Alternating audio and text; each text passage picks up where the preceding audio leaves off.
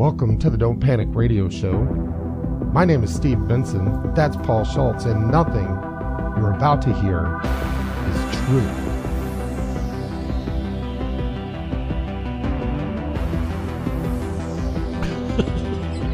No, I'm listening to the music. Oh, okay. All right. We'll let it play for a second. Oh, okay. Good choice this week, man.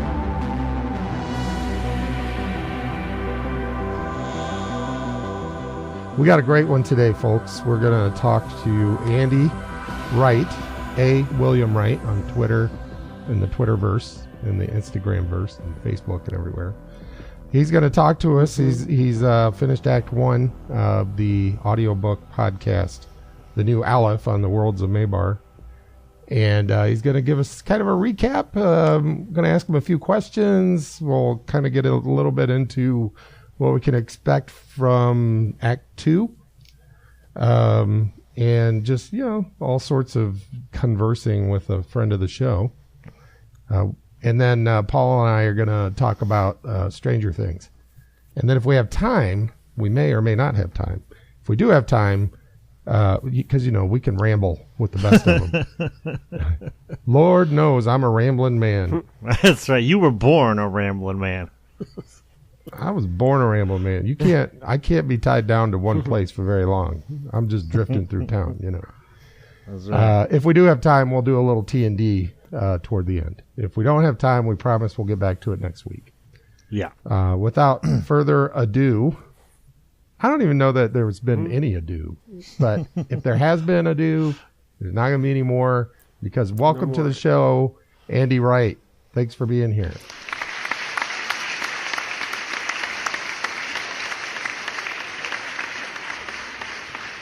Hey, thanks for having me. Oh, we're so pleased to have you with us. We enjoy your audiobook. We enjoy you. I enjoy your Facebook posts. Yes. Oh, thanks. Now I know how to write a TV pilot because of his posts. It's true. Yeah, for those of you that aren't Facebook friends with Andy, he said that it is funny because I've done that too, where I'm like, ooh, I have this great idea, but nowhere near enough time to do anything with it. Well, Andy came up with a solution. Well, solution. Quotation marks. Just write a treatment for a TV pilot. That's what I'm going to do with the Valiant 4, because I can never finish that goddamn book. So I'll just write it as a TV pilot. See, those ideas come to Andy because he lives in L.A. He lives out there with the Hollywood elite. That's right. All the crazies. All right, Andy. So, Worlds of Mebar. Why don't we start out? How about you explain the difference or the relationship between what you call the Worlds of Mebar and the New Aleph? Well, the Worlds of Mebar is the overall story. The New Aleph is book 1. Which is done and written. I'm just recording and then releasing the chapters every other week. And I am working on writing the second book as well, which I'm about a third of the way through-ish. Which is hard because I'm spending so much time recording and editing the podcast. But I have no idea what he's talking about. Yeah. So theoretically, fast forward 5-10 years, there's a whole series of books called the Worlds of Mebar, and there's the New Aleph is the one that started it all, and then there's like 17 more within the Worlds of Mebar, right? Or however many. Hopefully more. not that many. That would be crazy. So it's like Star Wars. The Worlds of Mebar is like Star Wars, and the New Aleph is like A New Hope, right? Yeah. So at some point in the future, you're going to do 3 prequels that really suck, and then you'll hire J.J. Abrams to do. Is it J.J. Abrams or that other guy? I forget. Yeah, it was. Who's doing? It was Abrams. Abrams. Is he doing the other ones? Yeah, now? Abrams. The new Abrams. He's doing the new ones. He did Save him. He did 7. And Yeah. yeah. He might do 9. So you'll at some point have J.J. Abrams come back and try to save the franchise, or introduce the franchise to a new generation. You mentioned something interesting about your process. So the book's written, and you're going back and you're reading it. Do you have any examples of things you've changed, like from when you wrote the novel to now that you're reading it as an audiobook? Yeah, there's a lot of little changes that happen where I'm reading it and I'm like, there's some chapters where I'm like, did I revise this? What happened? And because like most of the way it's kind of smooth. I spent like a year revising it almost, or like 6 months ish. I don't know. But then I get to these chapters where it's just a mess and I'm like, oh, and I have to go back and clean it up. But other times, there was one time I had to completely dump a scene and rewrite this whole scene because I didn't like it just didn't feel right.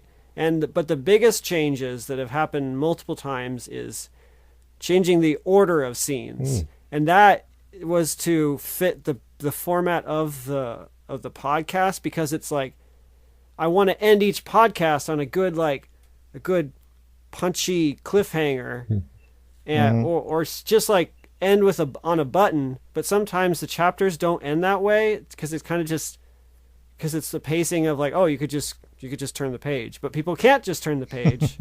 So I want to have a little bit more satisfying closure at each thing. So I'll sometimes shuffle the scenes around. Do you have an example of that from Act 1? I'd have to think. There was a time when when we have the reveal, and for anybody who's listening, this will definitely be loaded with spoilers. But when Soma finds out about her family, originally that chapter didn't end right after the reveal. It ended with something else, like some other scene where somebody's like, oh, I'm just going off and getting groceries or something. I don't know. And it was like, well, I can't end that. I can't like have this dramatic reveal and then like have this other little boring, not so much boring, but like much less dramatic scene after it and then end with that. So I shoved the other scene ahead of it and had to do some tricks to make it work. But yeah. We talked about this being a sort of a recap. So could you tell us anything that we're supposed to know, or tell us what we're supposed to know already about the nature of the time, like where are we in time and space?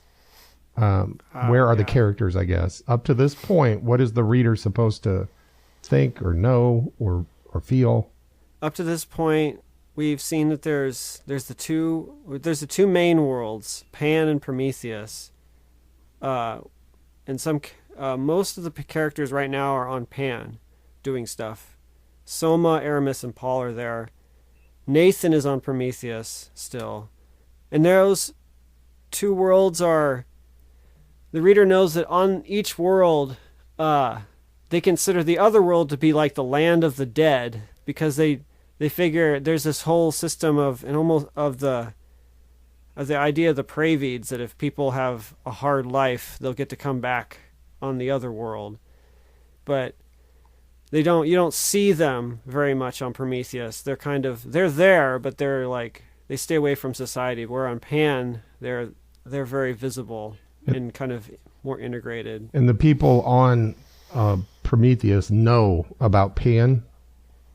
They only know of it as kind of like it's the afterlife. On Pan, because the Praevids are integrated in society more, they know that Prometheus is like a real world where normal people live lives. But Prometheus, they don't know that about Pan, because the Praevids aren't integrated into culture, so it's all turned into myth. So is a Praevid like kind of a spirit sort of thing, or an angel, or? They're people that have abilities. They're all kind of they're associated with different elements like water, wind, fire, earth, and that's all has to do with like what kind of suffering they went through in life. It's like it compensates for whatever they went through, kind of. They got mad skills based on, so it sort of borrows from the some of the Earth mythology, right? I mean, Seems like it anyway. Like based on how you lived your life this time around, when you're reincarnated, you have a certain other kind of life. Does that make sense? Or what was the inspiration for that concept? The inspiration was largely from the idea of kind of like what if suddenly people who like people who are driven by compassion, or like people who are kind of like have good intentions, driven by compassion for people who had hard lives, what if they suddenly had absolute power? What if they had control over reality? What might they do? And it was kind of just that's kind of part of where the idea came from. It's kind of it wasn't quite that linear. It was kind of more of a back and forth about building this idea of these people with powers there wasn't very many of them. And then there's the whole issue of the bond, which will be explained better later on in the story. It's only been like vaguely referenced so far. What bond is that? This bond is I don't want to say too much, but it has to do with a special relationship between a Praevied and a normal person, or a human. So you mentioned special powers, power over reality. I did happen to listen, by the way, to the interlude, and that was revealing, to say the least. I hope it. I had a feeling it might raise more questions than it answered, but I figured that'd be okay. No, that's great. That's great. It's one of those things that makes you want to hear the next half. Yeah, just remember, when you answer all the questions, you end up with the Star Wars prequels. So. Oh yeah. Yeah. But you said power over reality. What is reality here? At least as far as the listener knows. Are these real worlds? Are we living in the Matrix? Virtual worlds? What's going on here? So the reader doesn't know yet. Okay. The actual story. Now, the thing that I had trouble deciding on was about how Nathan thinks he knows what the world's construction is, what the universe, multiverse is, how it's put together. And of course, we've kind of been following him in his journey to figure out why things don't seem to be the way that he thought they were before, since he helped, build it. Not to interrupt, but actually to interrupt. So Nathan Sanchez is the guy that this super power thing named what's her name? His name? Miniature golf. Yeah, miniature golf. Brought him back to life, or not back to life, but woke him up out of this cryostasis, right? Yeah, basically. What's that thing's name? Percy. That's right. Percy. Percy. Right. So Nathan Sanchez brought back to life by Percy. I'm still not exactly sure what or who Percy is, but some kind of magical, has a lot of powers to do stuff. Mm-hmm. Go on. So Nathan isn't quite sure what's going on, even though he was involved with building it, right? Yeah. And so I've kind of felt like I haven't been sure if I've been playing a fair game with. I haven't let the reader quite know what Nathan thinks, and I've been careful about having, when he has conversations with people about, or even when he's thinking about it, so that he doesn't quite reveal everything. But it's kind of just, it might be unnecessary, the dodging, even though it's going to come up soon, the answer to what he knows. So but it's more complicated than what he thinks, which is obvious since he's been trying to figure out what's going on. But so you've alluded to stuff we're gonna find out. What can you tell us about Act 2 that, without spoiling it for people, what can we expect from Act 2? Well, Act 2, Soma is so far. Soma, basically all of the new Aleph is about her, it's about her journey. She has the most agency in it, which I guess has kind of been what's happened so far. Also, But it doesn't mean everybody's just going to be on the sidelines doing nothing. That's not going to be the case for the whole rest of the story. So story, Paul and I have talked a lot about story, and I think we've had some Facebook conversations as well. Like what makes for story, and, the classic, like, storytelling 101 says, like, a story is, you got a character who wants something, and then crap gets in the way of them getting that thing, and the whole story is about them overcoming the obstacles and getting that thing they want. Is that how you see it? Are there other elements? You seem to have you seem to place a lot of importance on mystery and, like, keeping things from the reader, assuming, I guess, presumptively, because you're hoping they really want to find out those things. That's the dream. And so they keep reading, right? Is that accurate, or? Yeah, I mean, it's kind of this. It's almost like I guess in the back of my head, I think about, like, how much ammunition do I have to keep the reader engaged and keep it. It's like you want to, like, give a little bit of information. It's almost like leaving breadcrumbs for them, or like leaving the Reese's Pieces for E.T. to trap him, I guess. But so I got to figure out how much ammo do I have? Do I have good mystery? Do I have are the characters making good decisions that readers will relate to and be like, "Oh, that's how I would react," or "Oh, that's not how I would react," or like, "What's wrong with this person?"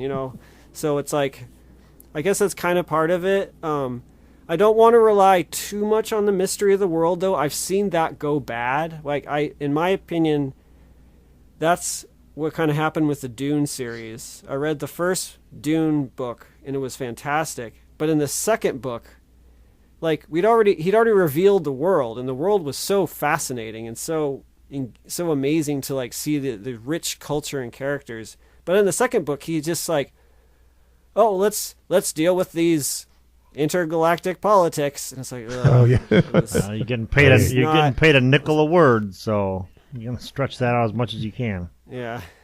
So I don't want to fall into that trap, for one thing. Like, oh, now I'm gonna try and so I have to, like, try to keep a steady momentum of not relying on mystery too much, but keeping it still fun, the mystery fun, and the world is pretty deep. There's a lot of things to do, so I'm not worried about that, about running out of neat stuff for the characters to do.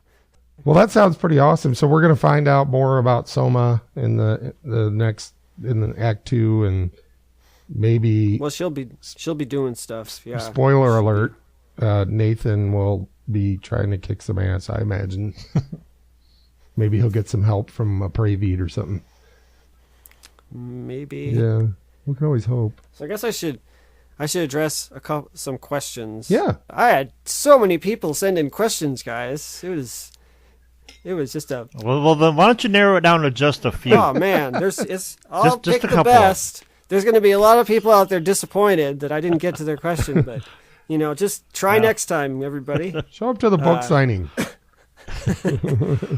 That's right. So my friend Megan asked, Are there afterlife animals? And now on both worlds there are the same amount of, like, wild of these magical beasts. There are magic. They're very rare, and their body part, just like there's a bunch of there's this whole art of building things and making potions out of this magical items. So there's, like, this is a world with everything that's in our world, but there's also some magical minerals and plants and animals. And so if you can capture catch these animals, you can use parts of their bodies in parts of these machines and potions and stuff. And they're on both worlds, but in Pan, all that stuff is cultivated. It's part of regular society. Like, the minerals are mined, the plants are cultivated, the animals are domesticated as much as possible. Some are undomesticatable. So they're too dangerous usually to be raised in captivity. So like a honey badger. which drives the drives the price of their byproducts up through the roof. So Yeah. one other important question was about the issue of the way, like, why is there seem to be like racism towards the Praevids in Pan? Like why? Because there's that scene where Aramis gets harassed by some jerk who doesn't treat her very nicely. Was he deplorable? He was quite deplorable. Ever since Trump was elected president of Pan, everybody's racist now. Of course. That's what triggered all the Praevids. racism. See, the Praevids, they're only sending us the rapist Praevids and the criminal Praevids. Wow. For a minute there, I thought we were doing Rough Draft. Sorry. And then Steve comes in with this Trump impression. And that's the show we're doing. But yeah, so there, it's just a complicated cultural situation where a lot of people would argue whether or not the Praevids do more harm than good, the existence of them, because they're the other. They're like they're stronger, they have powers, they're more beautiful, or whatever, or more attractive, and Like black people in our world.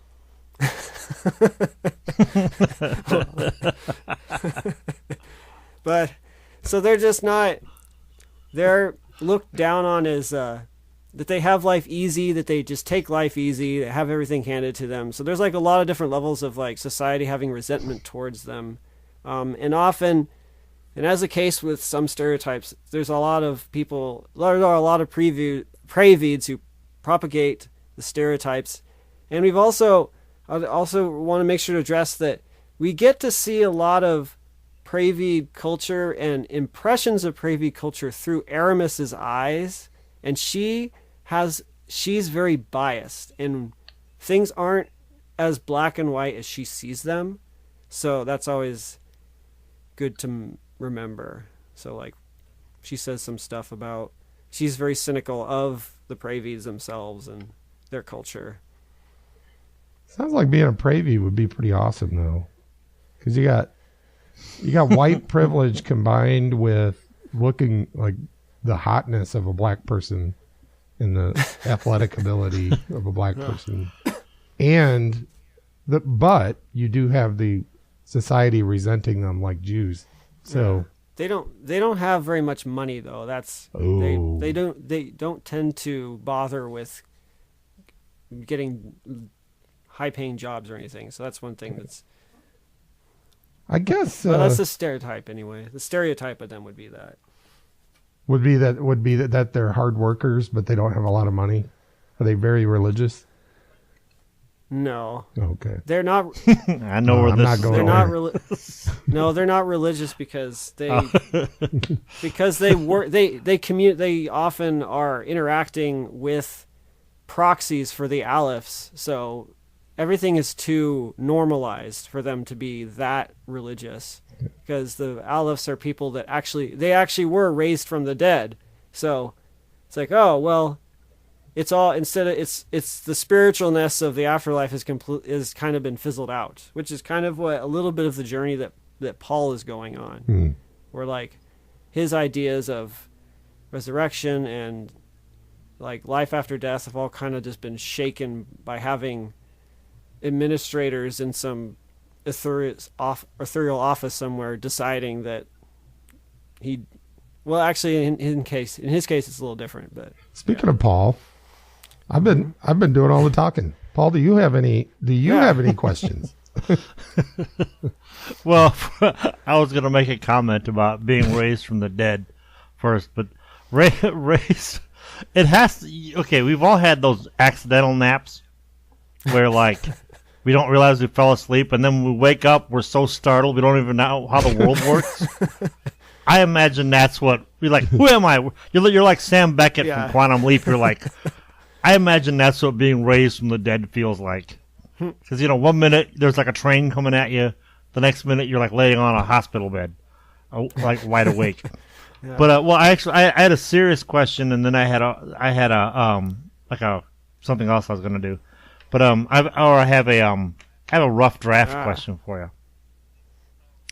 Because you were talking about editing your chapters to fit the podcasts early on, and I was curious if editing for the podcast has affected your writing any. Oh, yeah, it has. I've noticed how many times I wrote down so and so shrugged. It's like, oh my gosh, I keep. We shrug a lot, but it's like I didn't notice it until I started saying it over and over again. It's almost like I should rename this book Aramis Shrugged. Like that should be the name of the book, because that phrase happens way too many times. So I've had to go. Yeah. I'll get a picture of my daughter like this, and then like the Atlas Shrugged, and then we can use that for the cover. Holding up. Yeah. She'll be holding up Pan. Yes. yeah, pretty much. So that stuff definitely where like I'm almost wonder like am I never gonna am I gonna have to change the way I write from now on to better fit a radio format? Like am I gonna I don't know. There's a lot of things where it's like if I knew I was going to be reading this, I would have written it differently. But I don't. But it doesn't mean the way it's written is bad. Right. It's just kind of like it's like logistically, it would have been better to do it. And I almost hope it doesn't like hurt my style. I don't know. Like it'll probably change my style. I don't think it will. Yeah. It'll probably change it and like make you more aware of what you're doing, because I mean like I've said before, I used to belong to a writers club, and even doing the stuff for the Halloween special and for Rough Draft, you as you're reading it out loud, you become and reading it to an audience, whether the audience is there or not, you become keenly aware of like glaring repetition and things like that. And I think that can only help you in the long run. Well, the stuff I'm more worried about is like on the page, there's things you can do that will work perfectly, where you can have like, you can do tricks to make it so that you don't have a lot of speech tags, where you just have like maybe like 3 or 4 lines where it's just dialogue, just back and forth. Like you want to pick up the pace of the dialogue. You don't, and it's clear who's talking. That. Yes. Yeah. I love doing that. Yeah. I hate putting he said, she said when it's just two people talking. But when I'm doing the recording, I sometimes get insecure where it's like, are people going to know, are my voices I'm doing distinct enough that people are going to be able to keep track? Like things like that where I'm not like completely sure, like that kind of stuff. That's the kind of stuff I'm hoping that I don't stop doing just because of the podcast. Like I need to, not stop doing the good writing things just because they make the podcast harder. Right. Well, I think you'll find a happy medium after you've been doing it long enough, I think. Have you ever met no happy have you ever met a happy medium? I'm They're a happy always large. depressed. I mean, because they know how it turns out, and it ain't good. So poor guys. or do they really? Do they really know how it turns out? I don't know. All right, so my follow-up is, have you ever Andy, have you ever watched Inside the Actors Studio with the overly pretentious James Lipton? No, I've actually only watched the Will Ferrell impression of it. Okay. SNL. Well, then you know about his like extremely like pretentious loaded final 10 questions that he asks his hosts his guests on the show. I've heard of it. Well, yeah. normally there are 10. Well, there's 10 questions. Well, for the sake of succinctness, I've narrowed it down to like how George Carlin narrowed the 10 Commandments down to like 1. I've narrowed the 10 questions down to 3 questions. So I'll ask you these 3 questions, and then answer me Steve these can questions go 3, and the other side you see. And true to James Lipton, I have cards. All right, question number 1. What is your favorite word? Blue, no yellow. Ah! Sorry. I'm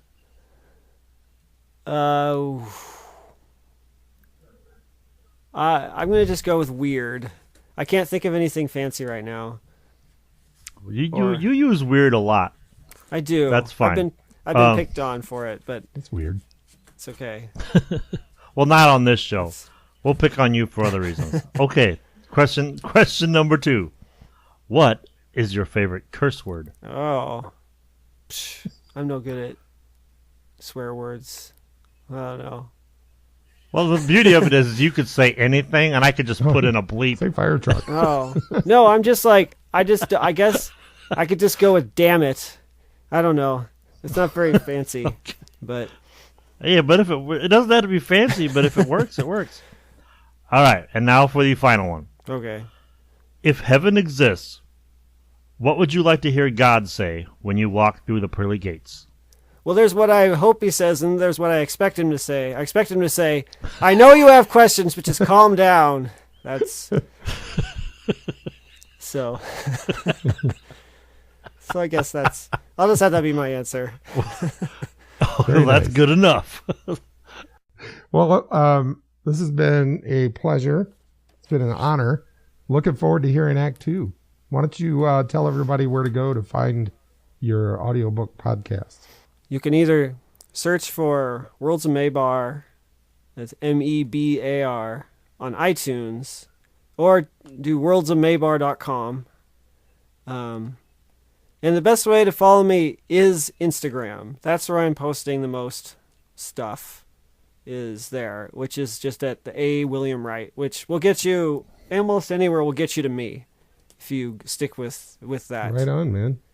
I do recommend it. Everybody needs to go out and binge listen so you can be caught up so we can do spoilers next time we talk. It's very bingeable. Very, very bingeable. They're not true. very long True. episodes. So. Very accessible. And you get to hear Andy's sweet voice. Okay. Well, thank you. Go get some rest. You've been working hard. And well, I actually have to start recording episode 10 right after this, so I don't get to rest quite yet. Oh, hey, look at that. We accidentally tied it all in. That's great. that's what they used to say about being in prison.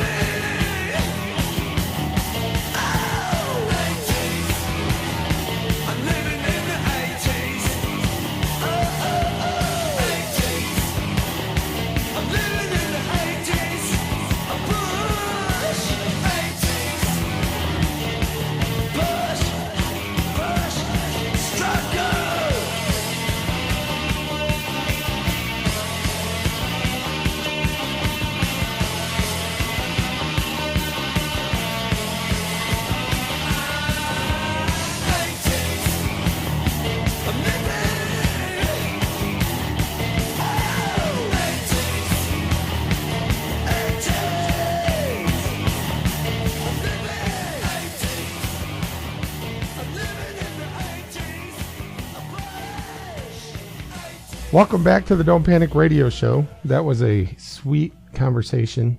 Mm-hmm. And now we're going to talk a little bit about Stranger Things. Spoilers are bound to happen. Your brother better hurry up and get on the bandwagon. Yeah, I hope he's caught up by now. That was kind of an interesting exchange because I had never thought of it that way before. My brother is now an avid listener to the show, which is awesome. He was probably our first listener back in the day when we used to have our show on the bus on the way to school. Whether he wanted to be or not. Yeah. But if you think about, like, put it in Stranger Things context, he was kind of he wasn't Steve, you know, because Steve is like big man on campus. My brother was athletic. He was a jock and a shop guy and all that stuff, but he wasn't mean, right? Yeah. But he didn't get us. So which character in Stranger Things doesn't really get the kids, but they're not necessarily bullies? I don't know who that would be. I don't know if there is any of those. But yeah, who knew? So who knew that in 2017 that we'd be ruling the world now? That's right. You know, it's not just Stranger Things. It's everything. Like D&D is popular, gaming. You know what it is, and I think maybe we could predict what the next thing will be. Because if you think about it, like the jocks, for the longest time, the jocks were popular, right? Because that's what you needed to make a good living. You needed a strong back and quick reflexes, right? So you could work in the mines or at the factory or, you know, whatever. So of course they were popular, but us nerds were like paying attention to, you know, the more cerebral arts. And those are the things that are required now to be successful, right? The patron saint of geeks is, you know, one of the richest guys in the world, because his skills are useful. So if you look at like now, who are the kids in school that 20 years from now will be ruling the world instead of, because I don't think it'll be the geeks anymore. I think the geeks are going to turn into the worker bees eventually. Yeah, then what'll happen then is the physically strong ones will once again dominate and make the worker bees. You know, they'll get a crossbreed. They'll get a strong thinker, and he'll be like their spearman who will basically spearhead the whole movement, and then all the jocks will take over again. I don't see the jocks making a comeback because I don't think brawn is going to be useful except for entertainment, sports and stuff, you know. And the guys running the sports teams will still be the brains of the operation. Speaking of the brains, all right, let's get into it a little bit here. Okay. All right. We're getting off. We're digressing. We're digressing. First of all, my first reaction to Stranger Things, and I watched it with my wife, and she had the same, like, the reason we fell in love with it almost immediately is it is the most authentic 80s program I've ever seen. Yes. That includes movies made in the 80s.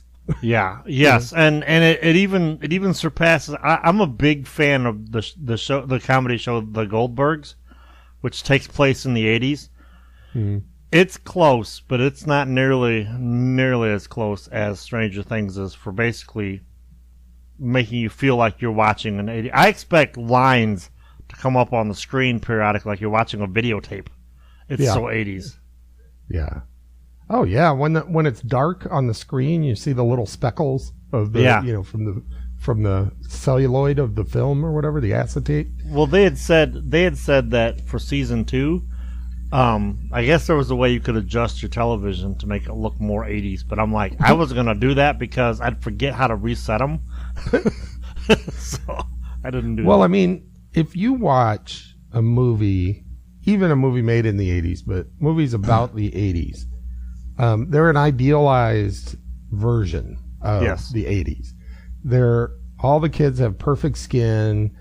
Their hair it looks like they were in the salon for 3 hours.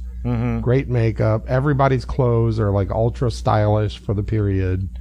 And the only people whose clothes and hair and skin aren't perfect are the ones, they're the bit characters who are the ones that the perfect people make fun of in the movie, right? Right. This one was like, I'm looking at Steve, the popular kid, and I'm going, his skin's not great. He's got this hair thing going, but it's not perfect. Yep. It's the version of perfect that would have existed in the 80s, right? Yep. The other crazy thing is these kids are our age. Yeah. Like before we became our dad's age. But and they're going through the same kinds of things that we went through. Yeah. Yeah, like being picked on the playground or whatever by the jocks, and or the bullies. Not so much the jocks. I don't want to diss the jocks anymore, but the bullies that were picking on them on the playground and I don't know where to begin. So, because I was just thinking of the one of the most typically teenage moments, because you and I have talked on this show a lot about how middle school, or junior high as we had it, is the single most horrific, worst time of your life. Mm-hmm. Kids, by the time they hit junior high, are complete assholes. There's a big, boiling, raging bunch of assholes. Yeah. When they're in the, it was so one of those selling moments for me when they're at the assembly talking about the kid, and you got that handful of little asshole kids making fun of him. Yeah. Like, God, that's just exactly how those people were. That's exactly how kids are at that age. Oh, it's so true. So true.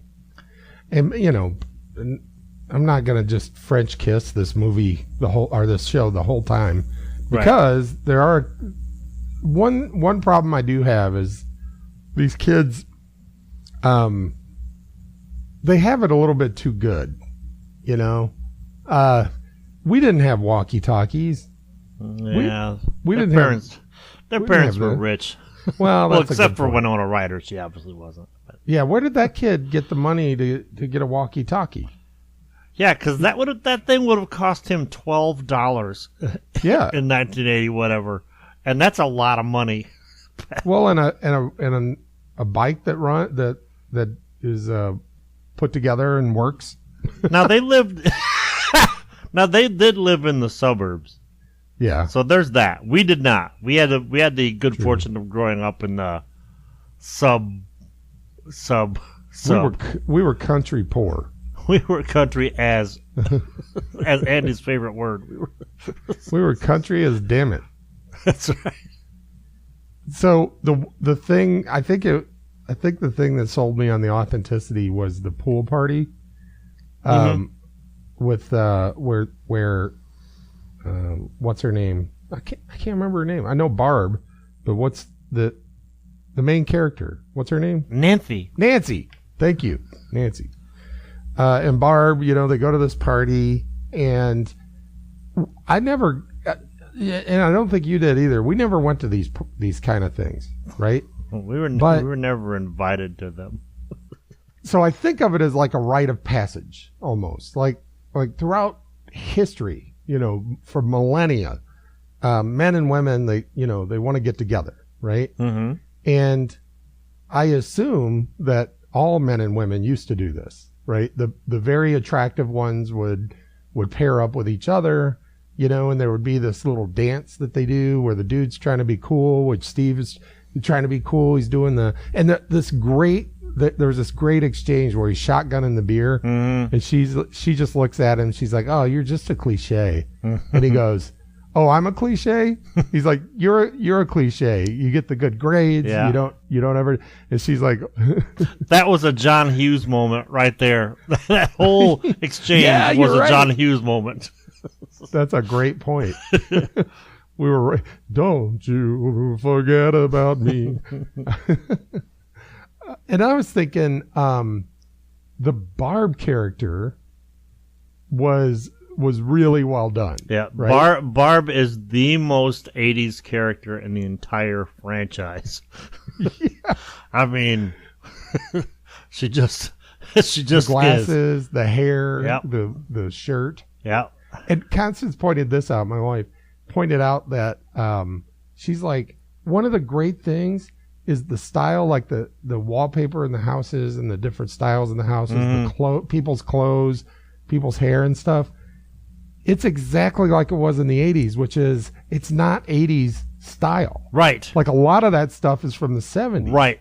But in the 80s, that's what we were doing when we weren't caught up with, the latest fashion. Right? Yep.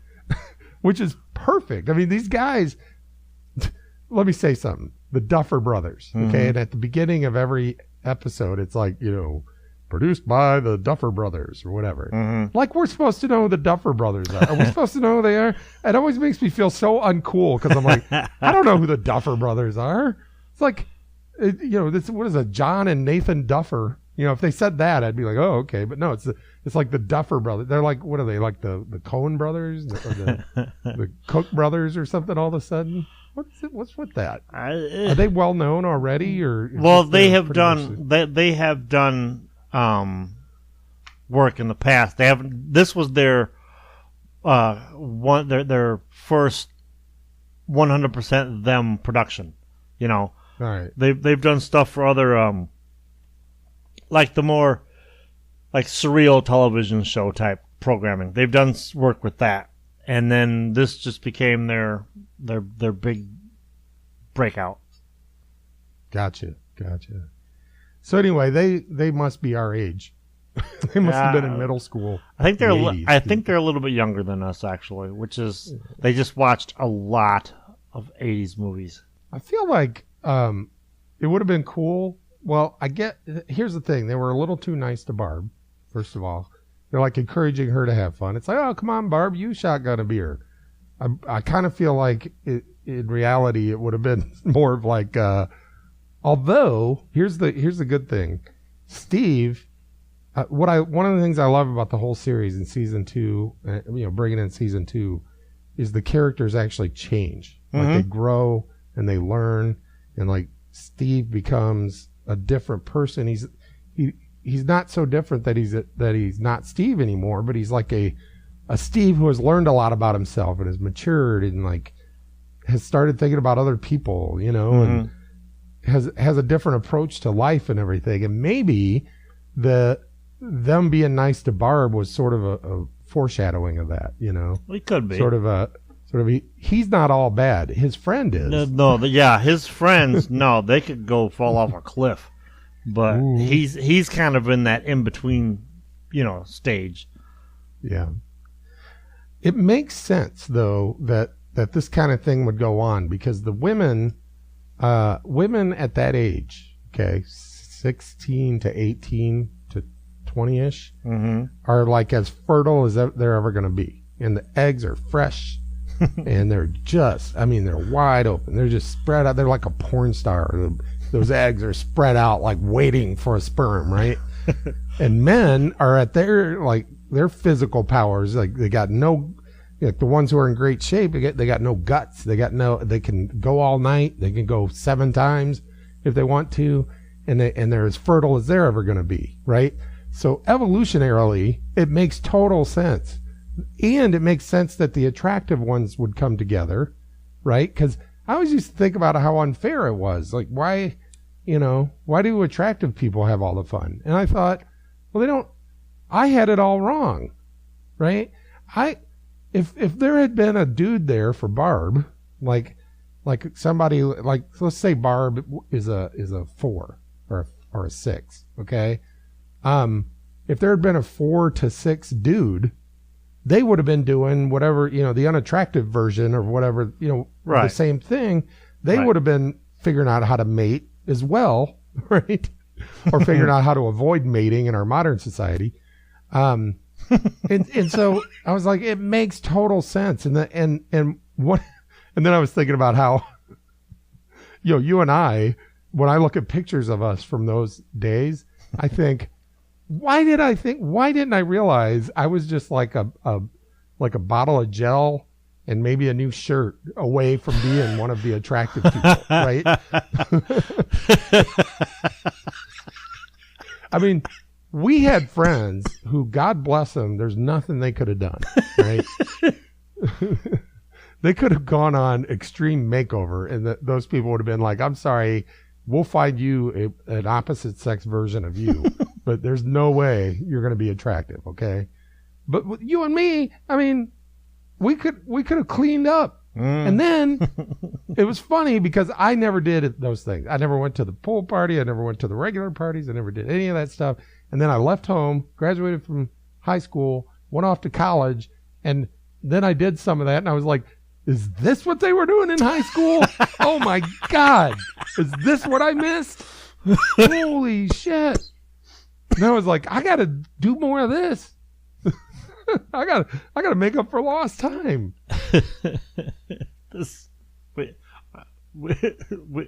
We've gone somewhere. I think we're a little bit off track here.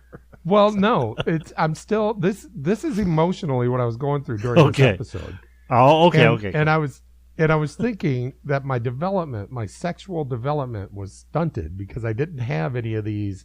The parents aren't around. Yeah. We can behave we can behave naturally like regular people. We could not pull that off at all. Because, your parents never went anywhere, and neither did mine.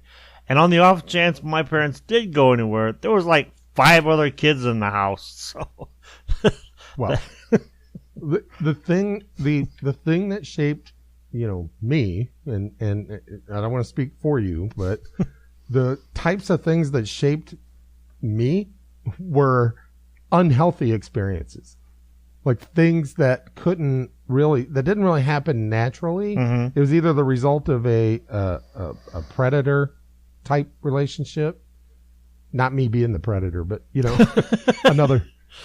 someone else who was farther along on the maturity scale, like taking advantage of my lack of judgment, or porn, or something like that, which is totally unrealistic. Although if it weren't for porn, I would have had no idea what I was doing the first few times when I finally did, break out and have my moment. It was like, I'll just do what I saw those dudes doing. It's educational. Let's just say that's the best. I didn't get any complaints. That's right. Which is also what they say about you in prison. Except for the money parts, the money shots. Turns out they don't like it as much as they pretend to in the movies. Porn lies to you about that. Porn lied to me about everything except the very end. Then it's like, what are you doing? I don't know. I've met a couple. I'll just leave it at that. Oh, man. So anyway, those were the emotions I was having during that scene. And that's what I said. I turned to Constance and I'm like, they captured that electric energy, right? And then they referred back to it, of course, in the in season 2. They refer back to it. They actually call it electricity, and it's like this. It's this buzzing. It's like this vibrating thing. And I remember being in college when I was finally out on my own and like having that a few times and just going, oh my God, this is what life is all about. Mm-hmm. Anyway, so there you go. But then, oh man, I just feel like I'm rambling on. How do you like the? Do you like the show? No, it's okay. No, dude. Let me put it to you this way: when the first season came out, I got a message from a friend who goes, "Stranger Things." That's all she wrote. So I'm like, what does this even mean? So I looked for it. I found it on Netflix, and I don't binge watch anything. I just don't. I can't sit for like 8 hours at a time and do anything.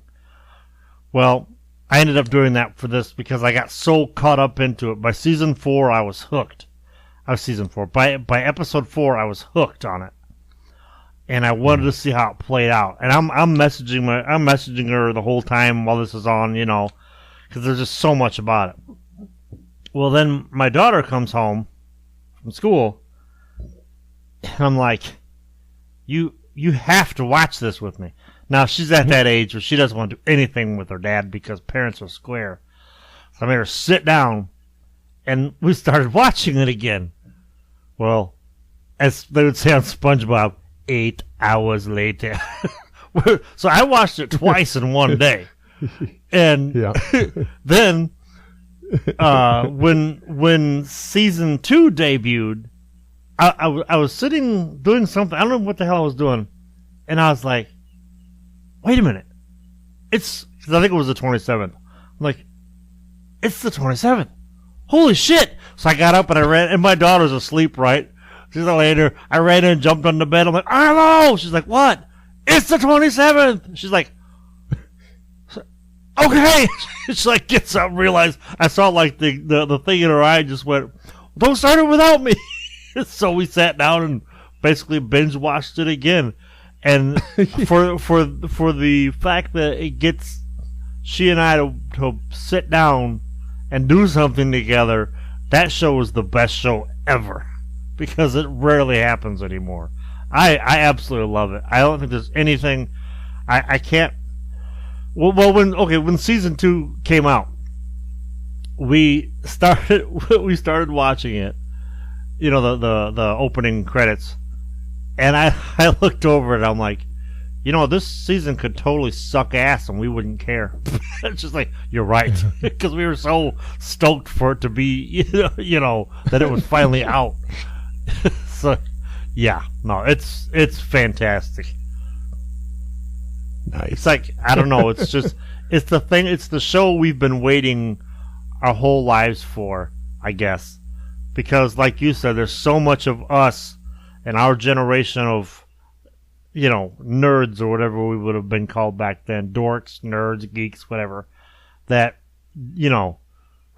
it speaks, and apparently it's not just us, because Netflix, Stranger Things is the show that, like, Netflix is, like, making the most money on ever.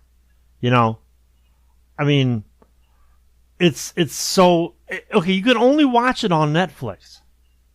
But not everyone has Netflix, but somehow everyone has seen it. It's just that big. Well, it's an interesting thing, and it'll be interesting into the future when Netflix and other streaming services first started, providing their own original content. I thought, well, this will be interesting. Mm-hmm.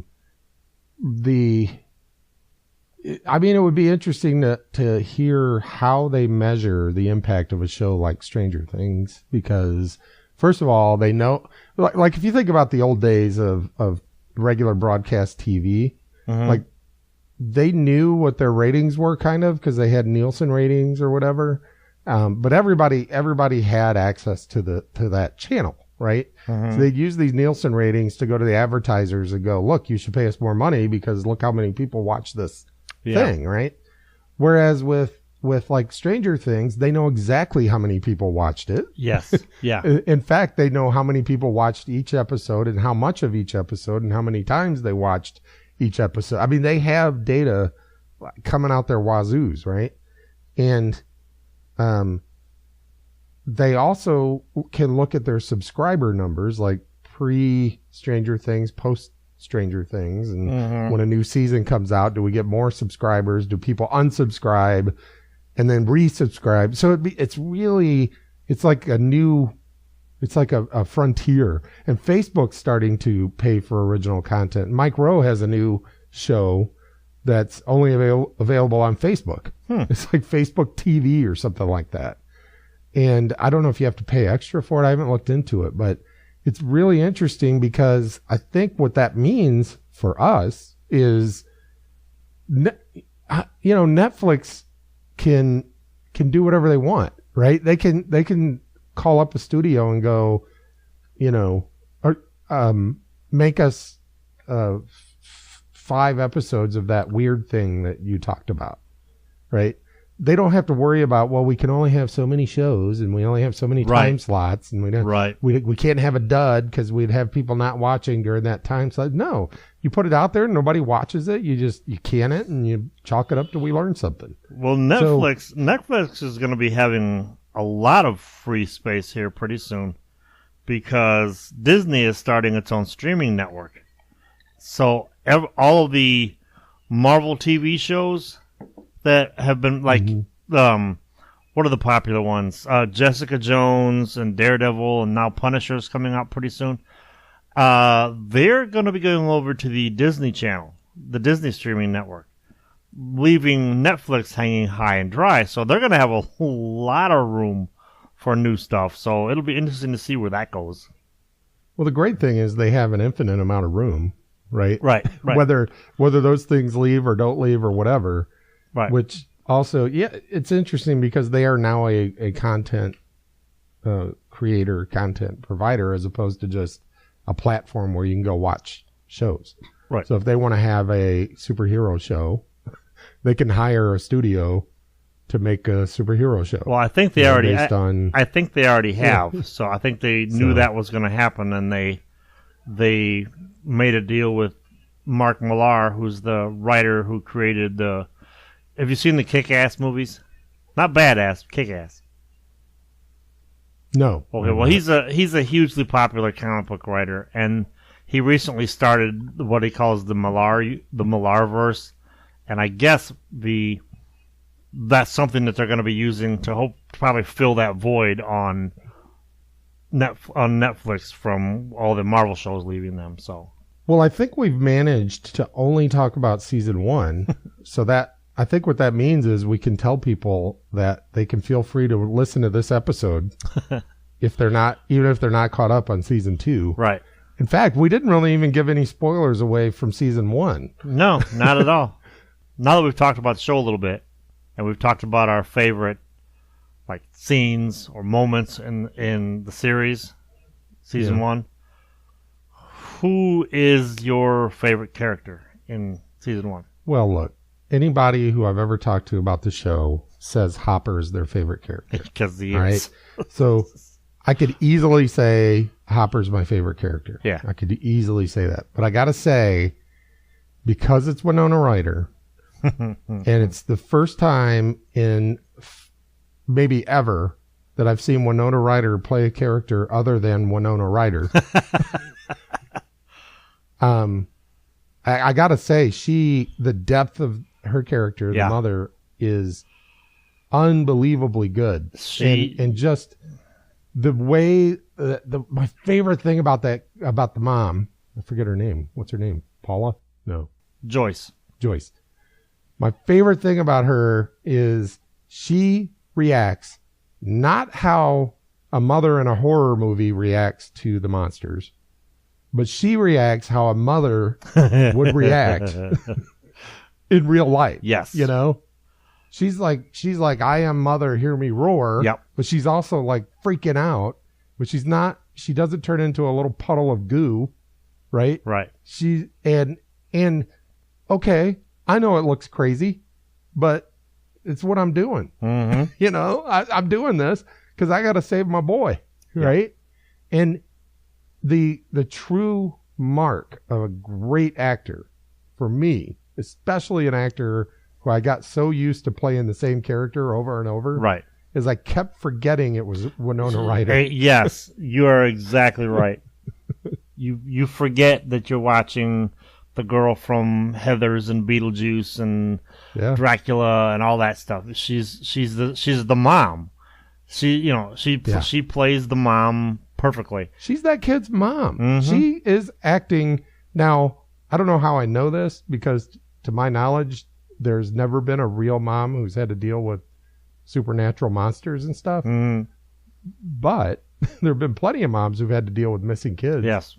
And just to me, I just go, I know it's probably nothing like reality, but when I look at it, I go, yep, that's exactly how a mom would react. Yeah. With a missing kid who she knows isn't dead, and they're supernatural monsters. Yes. That's exactly Yeah. how that would be. So yeah, I'll have to say Joyce. Yeah. Winona Ryder didn't even know what streaming meant when they approached her to do the part of Joyce. So it's just she's fantastic. Who's your favorite? Hopper. Of course. Well, I like I've said before, I think it was in the things he does in episode 4, and his reaction to them is exactly how when you've had enough and something has made you do terrible things, you're gonna be pissed and you're gonna want to get to the bottom of it. And that to me, because I was wishy-washy on him until that episode. That's what sold me on him. I think he's great. And he's another character that grows and changes and learns, and by the end of season 2, he's like a different version of himself. A better version. You know who the unsung heroes are of this whole series? The deputies. Those guys are hysterical. Yeah. They're awesome. They reminded me of the two deputies on The Simpsons that are always talking with Chief Wiggums. But yeah. Oh, those guys are good. But they're not deputies. Well, whatever they are. There's a moment in season 2 where somebody's like, they call him they say, "Deputy, can you blah blah blah?" And he's like, "I'm not a deputy." Yeah, because Hopper's a chief, so he wouldn't be a. I keep calling him the sheriff. Yeah, like whenever we're talking about it, I call him the sheriff. There's a moment in season 2 where he's like trying to call in help. Yeah, and he's like, "No," he's like, "I am the police. I need help." That's right. He is the police, isn't he? I get it. Well, I'll tell you what, man. I would love to hear from our listeners about who their favorite character is, as long as it's not Hopper. And if it is Hopper, I'm going to need you to expound a little bit like Paul did. Don't just say Hopper because he's cool. Yeah. Feel free to say one of the kids. I mean, they're supposed to be the main deal here, right? So feel free to say, Dustin or Justin or whatever his name is. I did call Shenanigans on episode 1, and I even sent my message to my friend when I was watching it. There's one scene in season 1 with the kids when they're down in the basement and they're playing D&D. Okay. Yeah. When the Demogorgon or whatever it is that pops up, nobody rolled initiative. That's just like shenanigans. So from that point, at that point, when that happened, I was ready to hate the whole show. But, totally unrealistic. But then I went, wait a minute, they're kids and they're going to screw up and not even think about that at the time. So I forgave them for it. So there were plenty of times that I believe we bent the rules a little bit. when we played. A couple. Yeah. Yeah. I thought, I keep calling, what's his name? Dustin. I keep calling him Jorge. Did you ever see, your kids ever watch Bunked, which was the spinoff of Jesse? Probably. I never saw it though. There's a little curly-haired Hispanic kid in there named Jorge. He reminds me, I can't figure out, is Dustin, is he Hispanic? Or is he just have that look? He might just have that look. So I'm pretty sure his mom was, because his mom appears in season 2. And she appears to be Anglo, so. So there's that other, okay, so just to bookend it a little bit. So that was season 1, episode 1 for you. Season 2, episode 9, when Nancy tells Dustin, like Dustin's trying to get a girl to dance with him, and he just isn't working out for him. So Nancy, the hottest girl in the school, like dances with him. Okay. Strike 1 would never happen. All right. Although maybe it would have happened if when we were that age, we and whoever the hottest chick in high school was, like, fought deadly, like, supernatural monsters. When you fight when you fight deadly supernatural monsters, that kind of affects your day. So. True. Okay, so I'll give him a pass on that one. But when she says to him, well, girls are weird at this age, but that'll change. Like, bullshit, that'll change. That does not change. Yeah.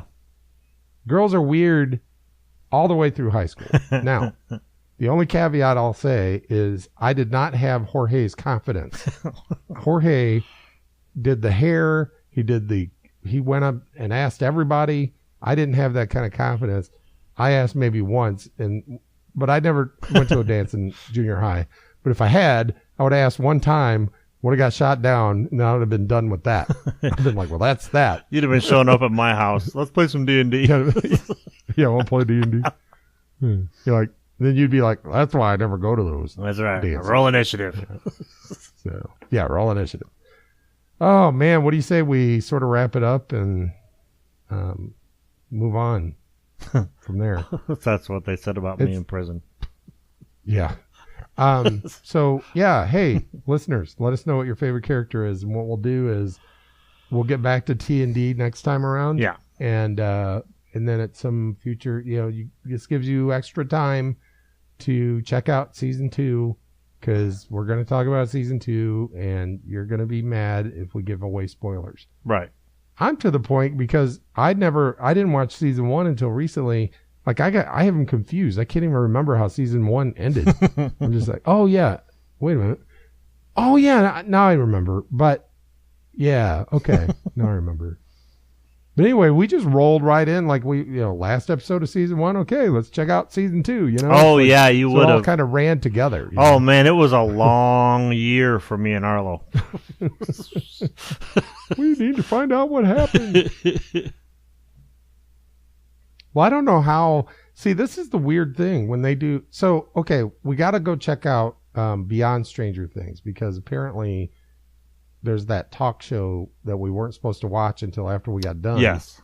With season 2. So we go check that out. There's probably a lot of insight information. Maybe we'll get to see these famous Duffer brothers who we were supposed to already know about. Whatever. Be like if we formed a. Yeah, exactly. We should just call ourselves the Something Brothers, and instantly we'd be on Netflix. Would be cool. That's right. Suddenly, right? So anyway, we'll pick up season 2 next time. Do some T&D. In the meantime, go check out the new Aleph, worldsofmebar.com.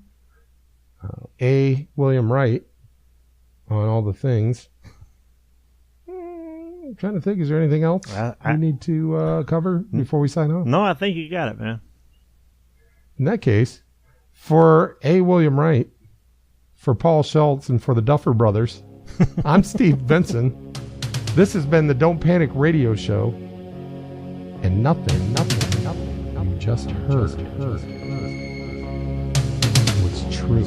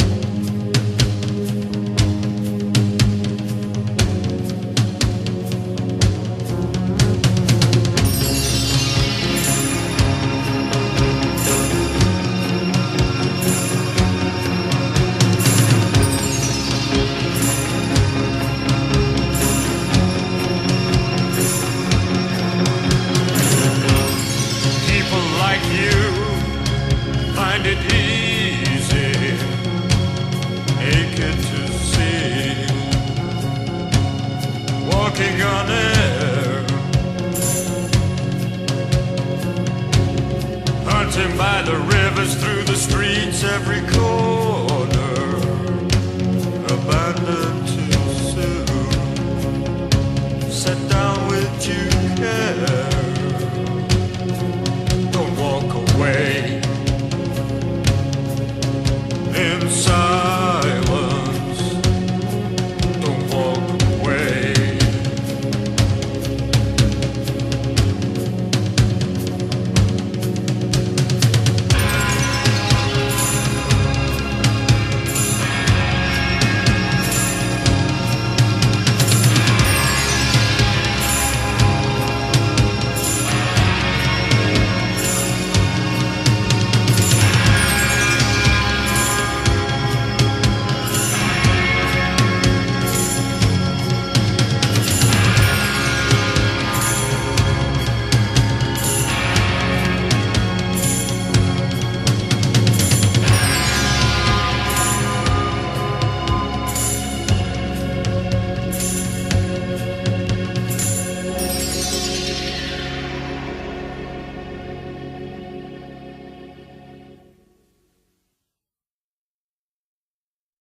Ah, bullshit.